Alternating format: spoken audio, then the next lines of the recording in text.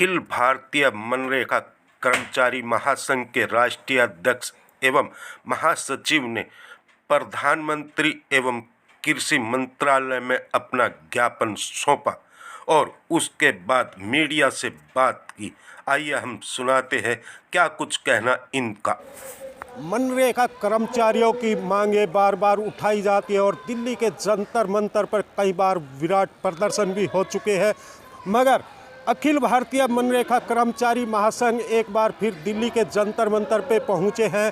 तो उनके राष्ट्रीय अध्यक्ष हैं, उनसे हम जानना चाहेंगे आखिर दिल्ली के जंतर मंतर किस लिए पहुंचे और क्या किसी से मांग की गई। बाबू हेमंत राव है, राष्ट्रीय अध्यक्ष अखिल भारतीय मनरेगा कर्मचारी महासंघ नई दिल्ली।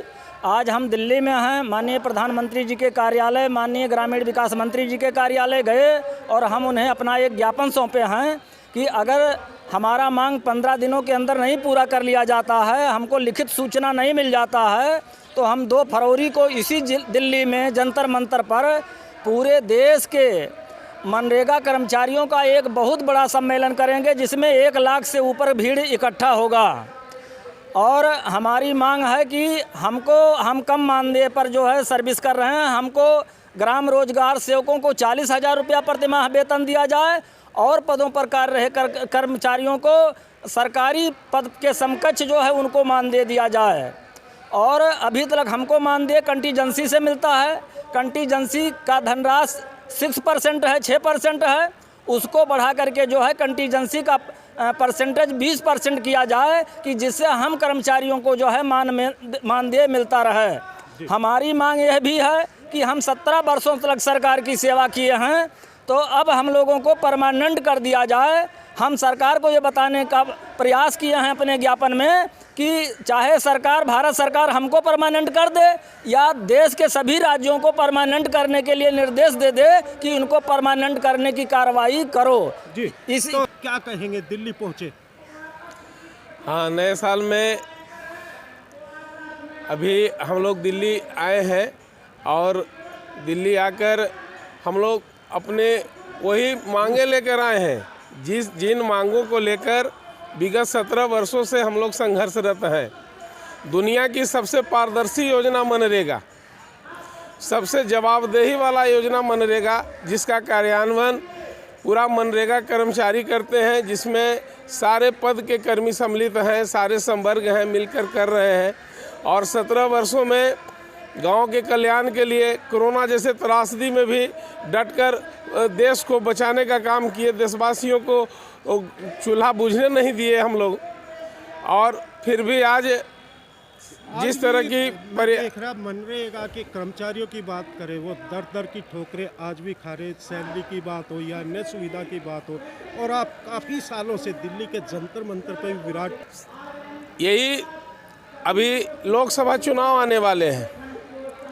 चुनाव में लोग मंदिर मस्जिद को मुद्दा बनाते हैं, लेकिन इंसान को भरपेट भोजन के लिए व्यवस्था हो, जो कर्मचारी वर्षों से काम कर रहा है, स्वतंत्र देश में सारी गुलामी की निशानियां मिटाने चल रहे हैं हमारे माननीय प्रधानमंत्री जी, लेकिन आज भी संविदा पर मनरेगा कर्मी गुलामी के जीवन जी रहे हैं। उन्हें उनका हक, वेतनमान और सेवा जो है परमानेंट करना सरकार का जो है हम लोगों का मुख्य मांग है। और उन मांगों सहित अन्य 8 मांग लेकर हम लोग फिर सरकार के पास आए हैं।